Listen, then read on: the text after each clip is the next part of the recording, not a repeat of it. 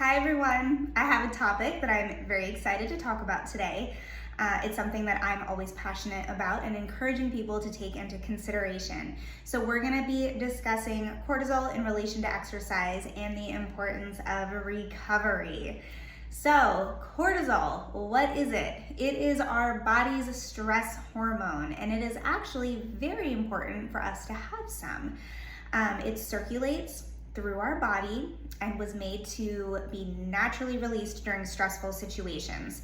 It helps to give us that extra boost of energy when we need it. So like during fight or flight events, even during exercise.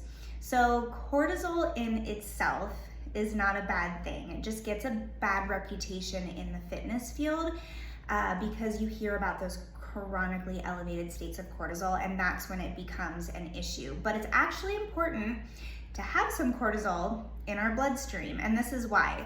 So it is responsible for some of those physiological changes that we go through, such as the breakdown of fat and carbs. It provides us with that immediate energy. It also helps with increasing sugar in the blood that is used for tissue repair and reduces inflammation.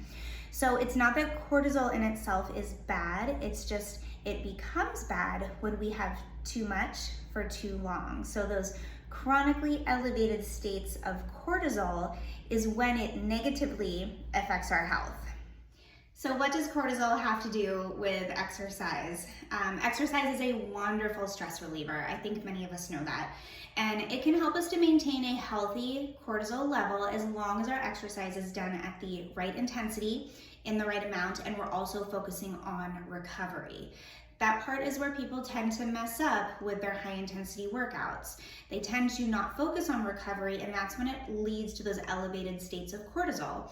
So as we know from last week in the videos that we did, high intensity workout has so many benefits. It helps us to reduce body fat, it increases strength, it improves our overall health and fitness, but there is a fine line between training hard and overtraining.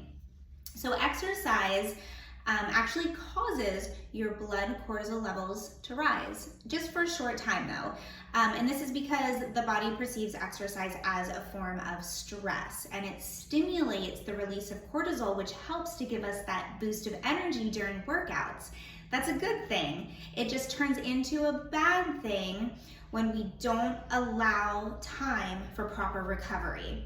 And then those cortisol levels will begin to stay in an elevated state. If your body is in a constant state of stress, your hard work that you've been putting in, it can actually start working against you. So what are some of the symptoms of chronic elevated cortisol levels that we can be aware of? They would be changes in your mood, chronic fatigue, trouble sleeping, repressed immune system, increased inflammation. All of those things can lead to weight gain, especially in the midsection. It can make it difficult to lose weight, and it can cause problems with your blood sugar regulation, which can put you at risk of diabetes. So what can you do about this? You can still do your high intensity workouts. Those are important. Like we had just said, they have many benefits to them. But you don't want to do them every day. You want to take rest days. You want to do gentle exercise like yoga or walking. You want to focus on your nutrition, making sure that you're getting proper amounts of protein. Because another thing that those elevated states of cortisol can do is it can inhibit that protein synthesis. Like I said, it can start working against you, all of that hard work that you've been putting in. So listen to your body. Sometimes less is more, and that is where people mess up when it comes to their exercise routine, their fitness routine. They think that they need to do these super high intense workouts every single day, sometimes multiple times a day. But we are not professional athletes. We are not training and eating and focusing on recovery the way that professional athletes do. So we do not need to be training intense like that multiple times a day. Less is more. If you've noticed, we've got 3 training days a week on this program. And then in between that, we have you focusing on your daily movement still. We have you getting those 8 to 10,000 steps a day. So that way it's still focusing on daily movement, which is so important, but we're not keeping ourselves in those chronic elevated states of cortisol.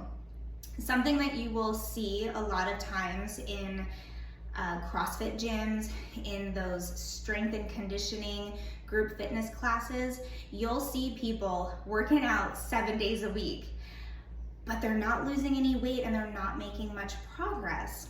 A lot of times that is because they're not giving themselves the right amount of time for recovery. They're not letting their bodies recover from the stress that they just put it through. So their cortisol levels are staying up here, and then everything is working against them. So for myself, people ask me all the time, how many times a week do you work out? How many days a week?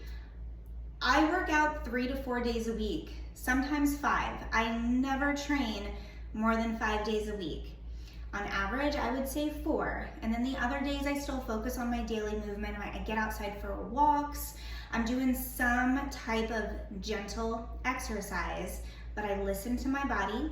I focus on recovery, I focus on good nutrition, and I make sure that I am doing the correct exercises, the right amount, the right intensity, and focusing on that recovery so that way I can get the most gains out of all of the hard work that I'm putting in. So for y'all, 3 days a week that we're training on this program is wonderful. Some of you guys are training more, and that's okay, doing things on your own. That is totally okay.